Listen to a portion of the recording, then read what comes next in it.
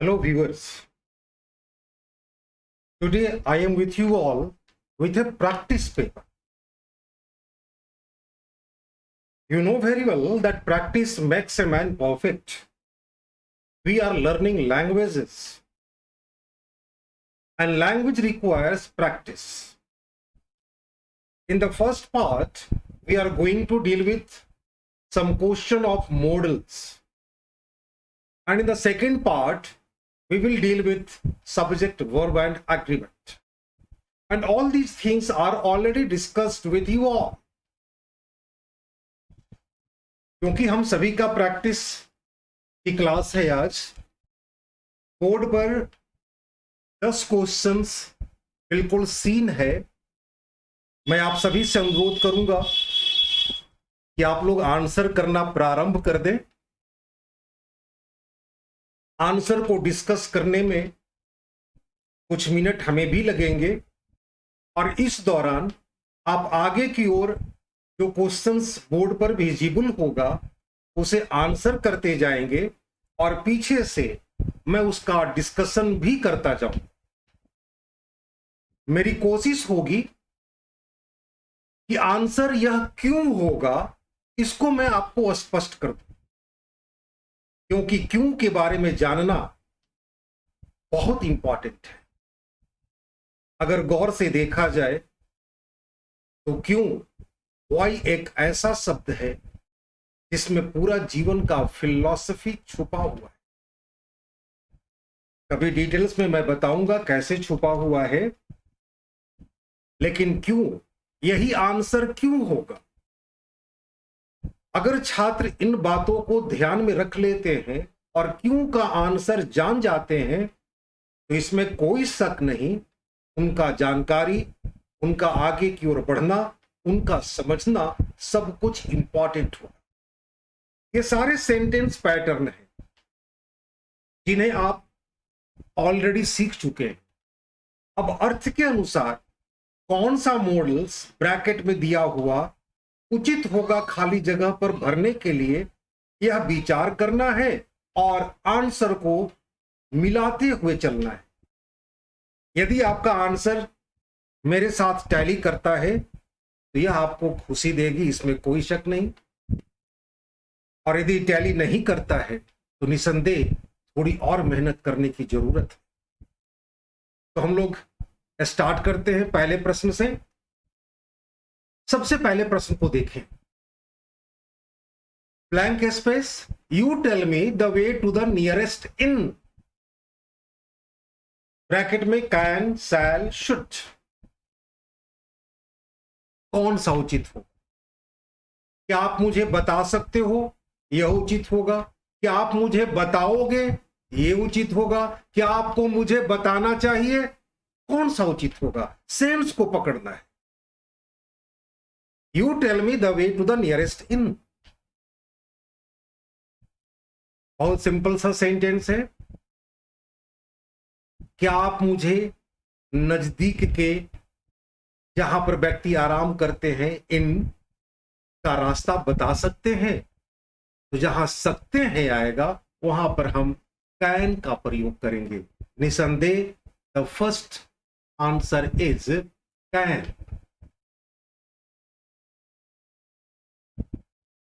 मैं लिखता भी जा रहा हूं ताकि आपको दिक्कत ना हो। The first one requires the use of can. Second को आप लोगों में से कुछ छात्रों ने कर लिया होगा। He blank space come yesterday as he was too busy. दो सेंटेंस है, as से जुड़ा हुआ है। would not, should not या could not। अर्थ को समझेंगे तो साफ साफ आपको आंसर दिखेगा। ही वुड नॉट नहीं होगा, शुड नॉट भी नहीं होगा, क्योंकि सेंटेंस का पहला हिस्सा यदि पास्ट होता है तो दूसरा हिस्सा पास्ट ही होता है और यह नियम लागू होता है लंबे सेंटेंस के साथ। तो इस सेंटेंस में हमें इस्तेमाल करना चाहिए could not. He could not come yesterday as he was too busy. वह कल नहीं आ सका, नहीं पहुंच सका क्योंकि वह बहुत व्यस्त था। थर्ड सेंटेंस को देखें। द वेदर सीम्ड बैड, मौसम बुरा प्रतीत होता है।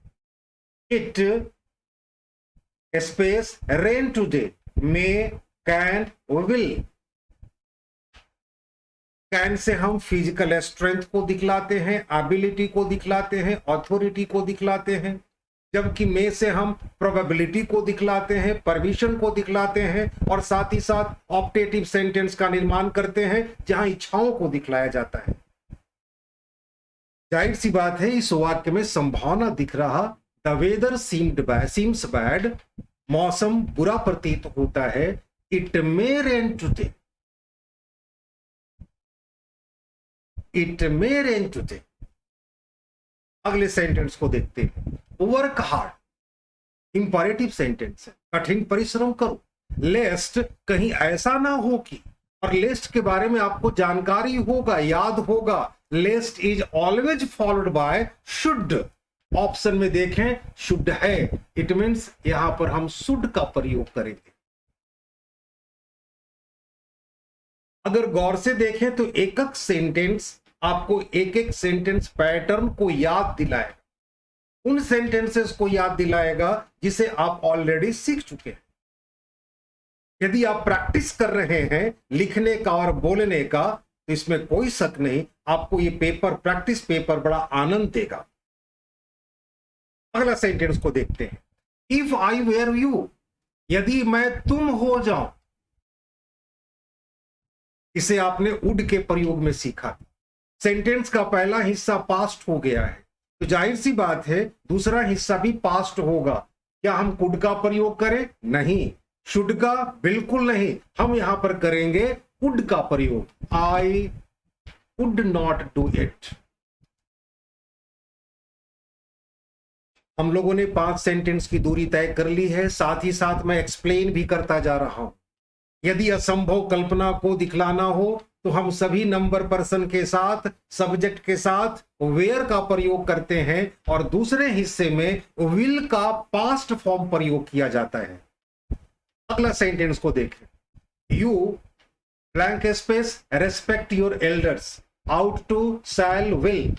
हम जानते हैं कि शैल और विल फ्यूचर इंडेफिनिट का मॉडल्स है, फ्यूचर इंडेफिनिट में प्रयोग किया जाता है, लेकिन आउट टू के द्वारा हम मोरल ऑब्लिगेशन को दिखलाते हैं, नैतिकता को दिखलाते हैं, नैतिक बाध्यता को दिखलाते हैं। तो यहां पर उचित होगा आउट टू।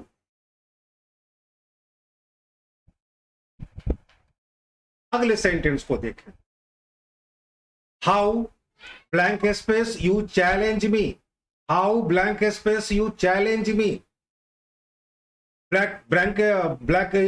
ब्रैकेट में है आपका नीड, डेयर, यूज्ड।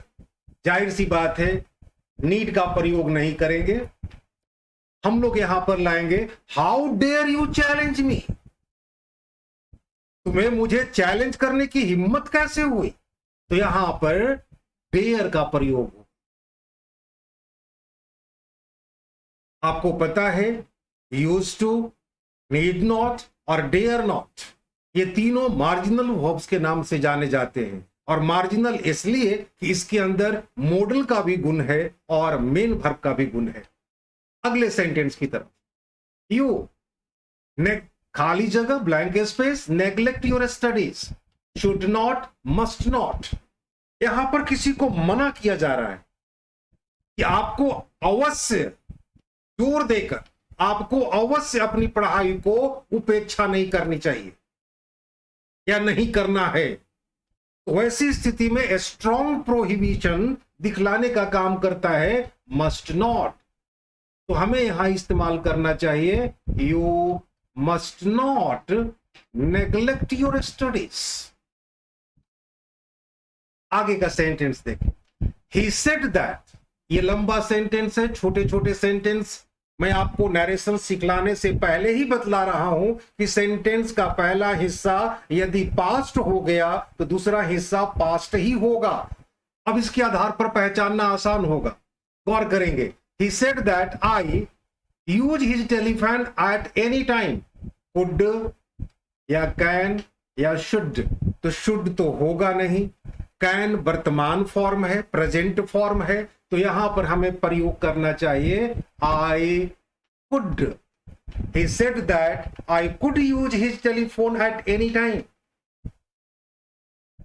अर्थ को आप समझ रहे हो। Sentences are quite simple before all of you, and if you get any sort of words problem, you may consult dictionary to find out the proper meaning of that word। Now let us proceed to the next question। 10 I to play cricket before my marriage। शादी से पहले मैं cricket खेला करता था, यह भाव देना है सेंटेंस में। पास्ट की हैबिट को दिखलाने की कोशिश की गई है वाक्य में, तो पास्ट की हैबिट को कौन दिखलाता है? पास्ट की हैबिट को दिखलाने वाला शब्द है यूज्ड टू। यूज्ड टू, तो यहां पर देख ले, I used to play cricket before my marriage, यहां यूज्ड है। सेकेंड, टू क्योंकि आया हुआ है इसलिए हमें लिखना पड़ेगा आई यूज्ड टू। उम्मीद है कि आपके आंसर मेरे साथ टैली कर रहे होंगे। क्लास को एंजॉय करते हुए पूरी धैर्य के साथ एक एक प्रश्न को मैं डील करने की कोशिश कर रहा हूं। ये सारे सेंटेंस आपके द्वारा पहले से ही सीखे हुए हैं। अगला सेंटेंस को देखें। You mind opening the window. You mind opening the window. Request. Request हम विल, सैल और वुड से भी करते हैं, लेकिन विल और सैल से जब करेंगे तो प्रश्न का भाव हो। और वुड जब सीख रहे थे आप तो आपने सीखा है कि वुड से रिक्वेस्ट करने का काम करते हैं, तो हमें यहां पर इस्तेमाल करना चाहिए would you mind opening the window. क्या आपको खिड़की खोलने में कोई आपत्ति होगी? कुछ इस तरह का भाव है। अगला सेंटेंस देखें। You touch this live wire. Must not या नीड नॉट, किसी को मना किया जा रहा है कि ये जो तार गई है, लाइव वायर्स जो है, उसे आप बिल्कुल ना छुएं। तो ये strong prohibition requires the use of must not, तो हमें इस्तेमाल करना चाहिए you must not touch this live wire. अगला सेंटेंस देखें। When the cat is away, when the cat is away, the mice। cat is away पहला हिस्सा present है। जब आप कंडीशनल सेंटेंस को सीख रहे थे तो वहां पर मैं बताया था आपके साथ कि जब पहला हिस्सा प्रेजेंट में रहे तो दूसरा हिस्सा को फ्यूचर इंडेफिनिट में लिखते हैं। अगर सेंटेंस का पहला हिस्सा पास्ट इंडेफिनिट होगा तो दूसरा हिस्सा हम फ्यूचर इंडेफिनिट का पास्ट फॉर्म करेंगे, और यदि पहला हिस्सा पास्ट परफेक्ट होगा तो दूसरा हिस्सा फ्यूचर परफेक्ट का पास्ट फॉर्म इस्तेमाल करेंगे। ये तीन कंडीशन मैंने कंडीशनल सेंटेंस को सिखाने के क्रम में शेयर किया था। अब इस वाक्य में when the cat is away, पहला हिस्सा प्रेजेंट है तो दूसरा हिस्सा सिंपल फ्यूचर इंडेफिनिट होगा, यानी वुड और शुड तो पास्ट फॉर्म है, इनका प्रयोग नहीं करेंगे। माइस विल प्ले, यहां विल क्यों हुआ आपको क्लियर हो रहा हो। अगला सेंटेंस देखें। आई रिप्लाइड टू हिम, पहले ही हिस्से को देख लें। आई रिप्लाइड टू हिम, मैंने उसे जवाब दिया। पास्ट इंडेफिनिट दिखाई पड़ रहा है और ये सेंटेंस का पहला हिस्सा पास्ट बन गया है तो दूसरा हिस्सा पास्ट ही बनेगा। ऑप्शंस को देखें, शैल और विल प्रेजेंट फॉर्म है, तो निसंदेह हम यहां पर इस्तेमाल करेंगे I would do everything possible. You are, question number 15, you are already late. You are already late, आप पहले ही देर हो चुके हो। You blank space go and apologise, आपको वहां जाना चाहिए और क्षमा मांगना चाहिए। तो कौन सा वर्ड सुटेबल होगा? You are already late, you must go या शुड गो। शुड में कहते हैं तो ड्यूटी दिखता है, लेकिन मस्ट में कहते हैं तो एक आदेश सा भाव आता है। क्या शुड उचित होगा या मस्ट? क्योंकि ड्यूटी नहीं है, आप ऑलरेडी लेट हो चुके हो और आपके ऊपर के अधिकारी के पास जाकर के माफी मांगना चाहिए। तो यहां पर शुड नहीं, यहां पर हम करेंगे you must go and apologise, आपको अवश्य जाना चाहिए और क्षमा मांगना चाहिए। और अंतर को समझिएगा, भाव को समझिएगा। मॉडल्स में मूड इंपॉर्टेंट होता है, किस भाव से आप अपनी बात को रखना चाह रहे हैं, भाव इंपॉर्टेंट है। अगला सेंटेंस देखें, यू विल सून गेट। बड़ा सुंदर सा सेंटेंस है, इस पैटर्न पर काफी कोशिश करना चाहिए आपको लिखने और बोलने की। You will soon get used to this type of routine, इस तरह के रूटीन का आदी होना सेंस देता है। इस तरह के रूटीन का आदी आप बहुत जल्दी हो जाओगे, यह भाव है सेंटेंस का। तो ऐसी स्थिति में हम यहां इस्तेमाल करेंगे you will soon get used to. ये गेट यूज्ड टू एक फ्रेज है जिसका अर्थ होता है आदी होना। You will soon get used to this types of routine. I hope the sentence pattern and its meaning is going to be clear before all of you. अगले sentence को देखें, every citizen blank space love his country, used to or out to। प्रत्येक नागरिक को अपने देश से प्रेम करना चाहिए। क्या इस वाक्य में ड्यूटी है या नैतिकता है? जहां नैतिकता होती है वहां हम आउट टू का प्रयोग करते हैं, और जहां ड्यूटी होती है वहां हम शुड का प्रयोग करते हैं। आपने सीखा है इसे मॉडल में। तो यहां पर नैतिकता है, अपने देश से प्रेम करना, तो हमें इस्तेमाल करना चाहिए every citizen ought to love his country. Next, nothing stop him from success. Nothing stops him from success, will या might या dare not। dare not तो होगा नहीं। might से हम फिजिकल स्ट्रेंथ को दिखलाने का काम करते हैं। मे का ये पास्ट फॉर्म है, और हमें यहां ये कहना है कि कुछ भी नहीं आपको सफलता प्राप्त करने से रोकेगा। तो जब ऐसे भाव देना है तो हम यहां इस्तेमाल करेंगे nothing will stop him from success। ये 18 सेंटेंस आपने मेरे साथ प्रैक्टिस ही नहीं बल्कि अपने आंसर को भी मिलाया। यदि आपका आंसर बिल्कुल मेरे साथ टैली कर रहा है तो इसमें कोई शक नहीं कि आप सीख रहे हैं, आपके पास ज्ञान प्रतिदिन बढ़ता जा रहा है। आप इसे लिखें और बोलें।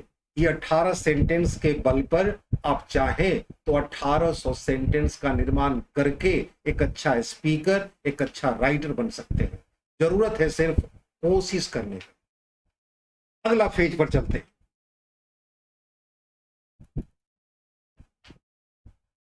12 सेंटेंस विजिबल है सभी के पास, आप लोग आंसर करें। और इसमें क्या क्वेश्चन कह रहा कि select the right verbs to show agreement with their subject. आपका वर्ब को चुनना है। वर्ब भी मैंने ब्रैकेट में दे दी है। सब्जेक्ट वर्ब एग्रीमेंट की एक विशेषता है कि यदि आपको सब्जेक्ट पहचानना आ गया कि वह सिंगुलर है अथवा प्लूरल, तो वर्ब का इस्तेमाल भी आप कर सकेंगे। यदि सब्जेक्ट सिंगुलर है तो वर्ब भी सिंगुलर होगा, और यदि सब्जेक्ट प्लूरल है तो वर्ब भी प्लूरल होगा। इस नियमावली को दिमाग में रखने से आप इस तरह के क्वेश्चंस को आराम से कर सकेंगे। हालांकि ये प्रैक्टिस दिया हूं और लगभग लगभग जो सेंटेंस को मैं देख रहा हूं, हमें लगता है ये सब कुछ आपके द्वारा समझा जा चुका है, मेरे द्वारा सिखाया जा चुका है, और हम लोग सीख रहे हैं सेंटेंस को। सेंटेंस को क्यों? क्योंकि जीवन भर चाहे हमें परीक्षा देनी हो, चाहे हमें इंटरव्यू देनी हो, यदि परीक्षा देनी हो तो वहां भी सेंटेंस ही लिखते हैं, और यदि इंटरव्यू देना हो तो वहां भी हम सेंटेंस को ही बोलते हैं। यही कारण है कि मेरे प्रत्येक क्लास में सेंटेंस पर ज्यादा जोर मिलता है, ताकि आप ज्यादा मात्रा में सेंटेंस पैटर्न को पकड़ेंगे, सीखेंगे, तो ये आपको ज्यादा फायदा पहुंचाएगा। तो हम लोग चले सब्जेक्ट को पहचानते हुए। जहां पर नियमावली होगी मैं आपके साथ पुनः रिवाइज भी करूंगा, समझाने का प्रयास भी करूंगा। पहला सेंटेंस इंट्रोगेटिव है। इंट्रोगेटिव में सहायक क्रिया या मॉडल सब्जेक्ट के पहले आ जाता है। जाहिर सी बात है, इसमें कौन सा होगा? माई सीजर्स। सीजर्स कैंची को बोलते हैं। तो कैंची जो है वो आपका सिंगुलर है या प्लूरल, पहचानना हो। जब आप सिंगुलर से प्लूरल करना सीख रहे थे तो वहां पर इन बातों को मैंने स्पष्ट किया था कि जिन चीजों में भी दो पार्ट्स होते हैं वो जन्म से प्लूरल होते हैं। कैंची में भी दो पार्ट्स है, दो ब्लेड होता है।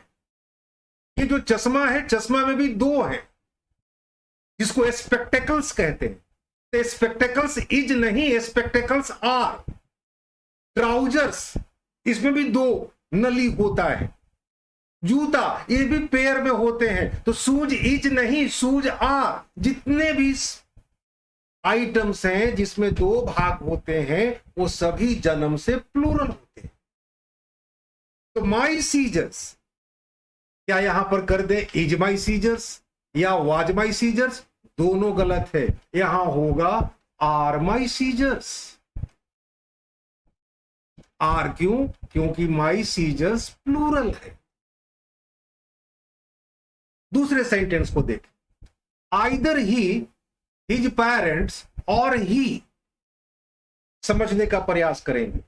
जब भी दो नाउन या प्रोनाउन, जब भी दो नाउन या प्रोनाउन आइदर और या नाइदर नॉर से जुड़ जाए तो क्रिया और या नॉर के बाद जो नाउन होगा या प्रोनाउन होगा उसके अनुसार होगा। इसे याद करने का प्रयास करें। जब भी दो नाउन या प्रोनाउन आइदर और या नाइदर नॉर से जुड़ जाए तो क्रिया और या नॉर के बाद वाले शब्द के अनुसार होगा। अगर और या नॉर के बाद सिंगुलर है तो सिंगुलर वर्ब, और यदि प्लूरल है तो प्लूरल वर्ब होगा। अब जरा देखें, आइदर हिज पेरेंट्स और ही, क्रिया इस ही के मुताबिक होगा। तो ढूंढ कर देखें, यहां हो जाना चाहिए इस। ये शुद्धता से लिखने की शैली है, और इसी तरह की चीजों को मस्तिष्क में रखने से आपकी सेंटेंस शुद्ध लिखी जाए या बोली जाए। आप जानते हैं कि आइदर और नाइदर ये दो ऐसे शब्द हैं जिनका प्रयोग दो व्यक्ति या दो वस्तु के लिए होता है। जब आइदर कहते हैं तो दो में से कोई एक, और नाइदर कहते हैं तो दो में से कोई भी नहीं, यह अर्थ देता है। अगला सेंटेंस को देखें। Where my new pair of shoes, question mark है, इंट्रोगेटिव है। my new pair of shoes, तो अगर my new pair करें तो किसके अनुसार क्रिया होगी? ऑफ के पहले के अनुसार। तो my new pair सिंगुलर है तो हम सिंगुलर का प्रयोग करेंगे। Where am are तो नहीं, थर्ड पर्सन के साथ हम इज को लाएंगे। Where is my new pair of shoes? जब भी दो नाउन या प्रोनाउन किसी प्रीपोजिशन से जुड़ जाता है तो क्रिया प्रीपोजिशन के पहले वाले शब्द के अनुसार होती है। यह आप जानते हैं। अगला सेंटेंस को देखें, the warden and the chief warden space credit for rescuing the boy. अब जरा गौर करें, बड़ा मजेदार सा क्वेश्चन है। इसे आपने सीखा था पर्सनल प्रोनाउन। वहां पर मैं बताया था आपको कि हम कैसे पहचाने कि एक सब्जेक्ट है, सिंगुलर है या प्लूरल है। अब यहां पर देखें, the warden and the chief warden, कितने आदमी का बोध करा रहा, एक का या दो का? आपका उत्तर होगा सर दो का।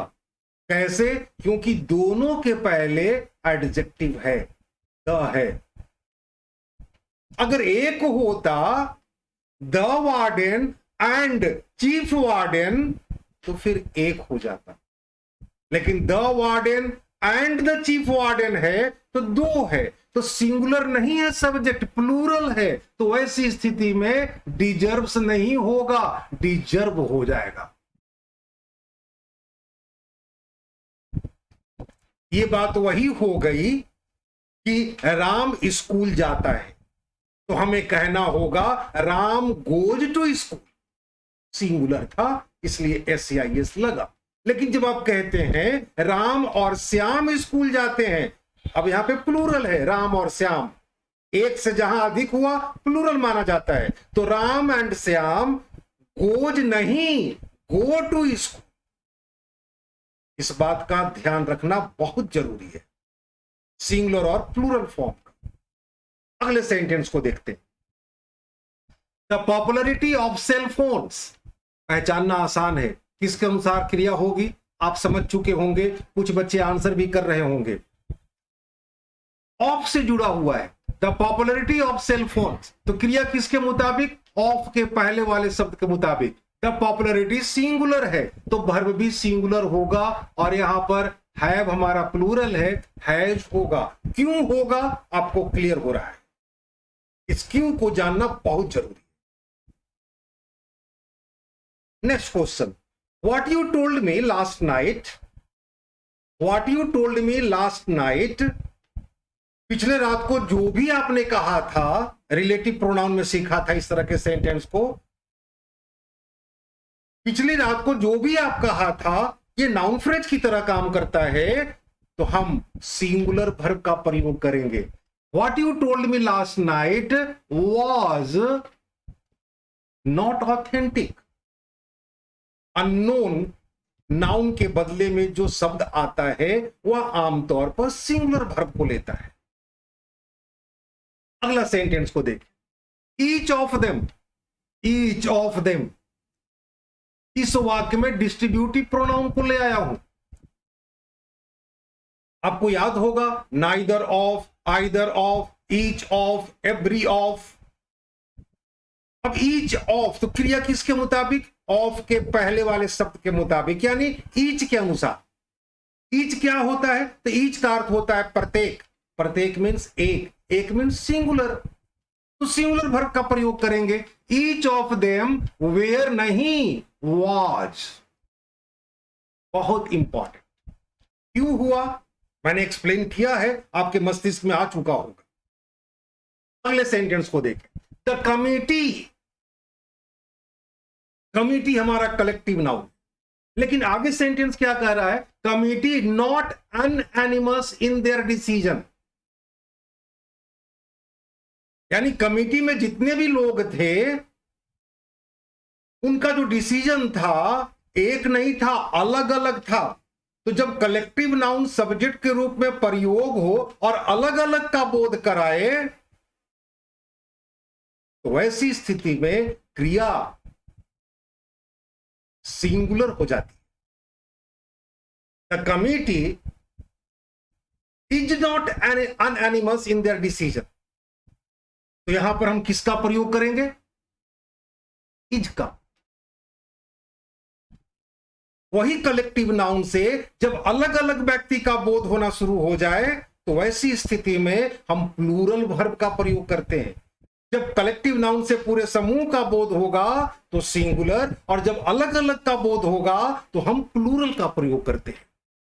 इसे मस्तिष्क में रखना आवश्यक होगा। The quality of mangoes you brought from the market. अब इस पूरे सेंटेंस में सब्जेक्ट आपका यहां तक है, आगे भी सब्जेक्ट के रूप में ही इस्तेमाल किया गया है लेकिन टेंस के साथ। अब क्रिया किसके मुताबिक, तो ऑफ के पहले जो शब्द आया है यानी क्वालिटी के मुताबिक होगा, क्वालिटी के अनुसार होगा। क्वालिटी हमारा सिंगुलर है तो वर्ब भी हमारा सिंगुलर होगा, इसलिए यहां पर is. The quality of mangoes you brought from the market is not good. उम्मीद है आप सभी आंसर को मेरे साथ टैली करा रहे होंगे। अगला सेंटेंस,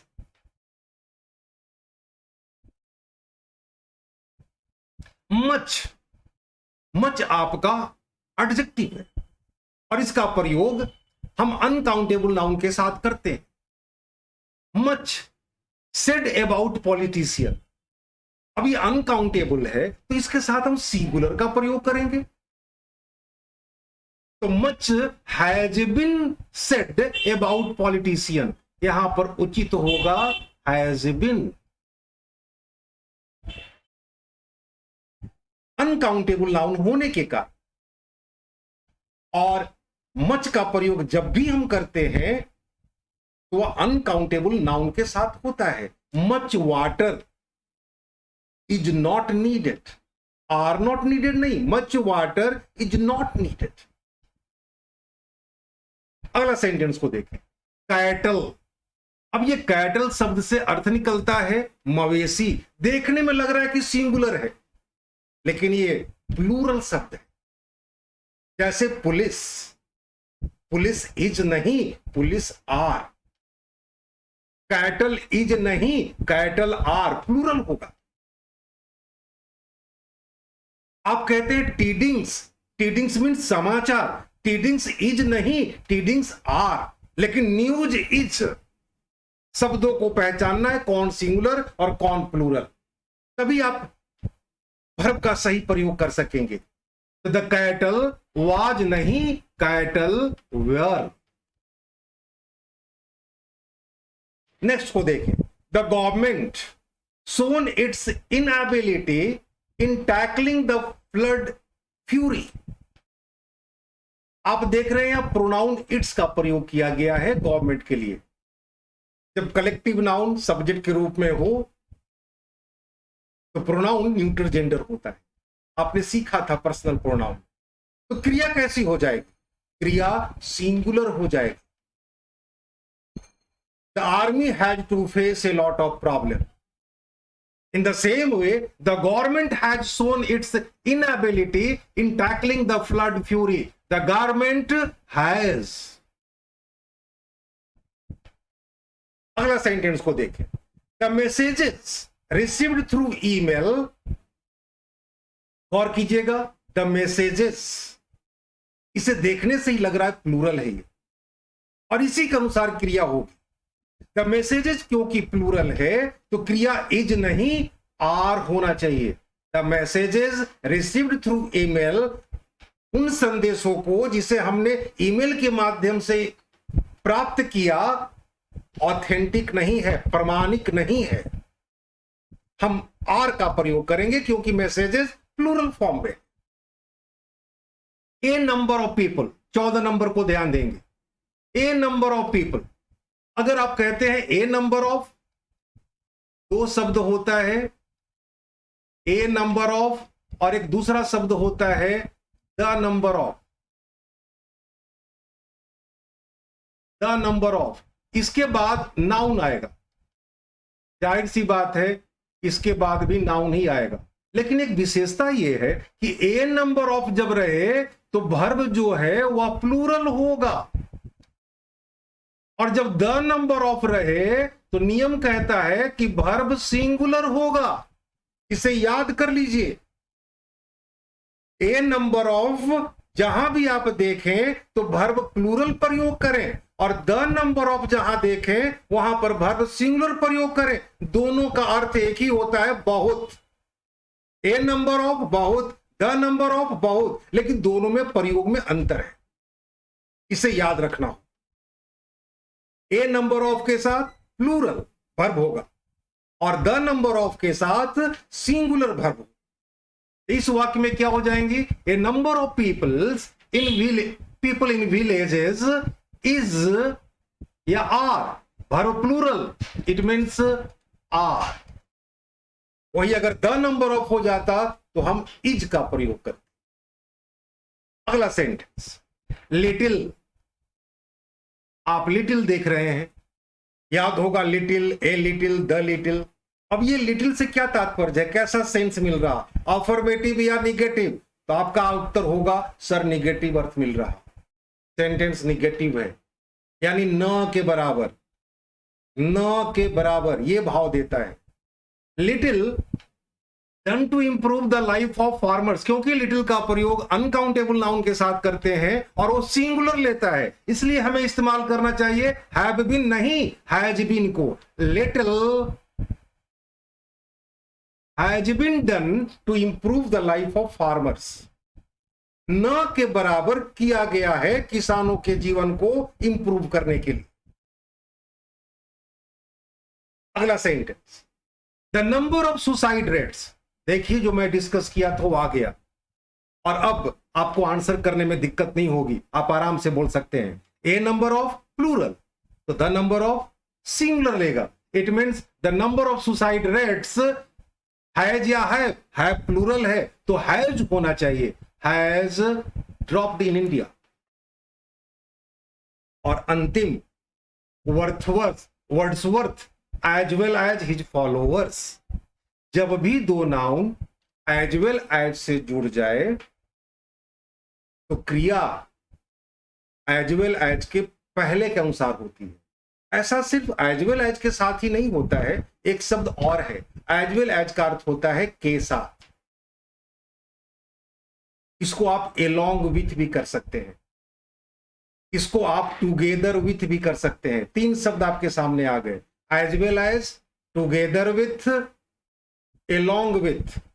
ये तीनों जहां पर आएंगे तो क्रिया पहला वाला शब्द के अनुसार होगा, यानी एज वेल एज के पहले, एलोंग विथ के पहले, टुगेदर विथ के पहले वाले शब्द के अनुसार क्रिया का उपयोग करेंगे। तो क्रिया वर्ड्सवर्थ के अनुसार हो जाएगा, और यहां हो जाएगा वेयर नहीं, यहां हो जाएगा watch. This is your practice session. I will arrange more practice session for all of you as per the demands of the students, and try to boost up your knowledge in the field of writing and speaking the English language. In next class, I will cover some distance of the language or provide you the practice paper you have already learned.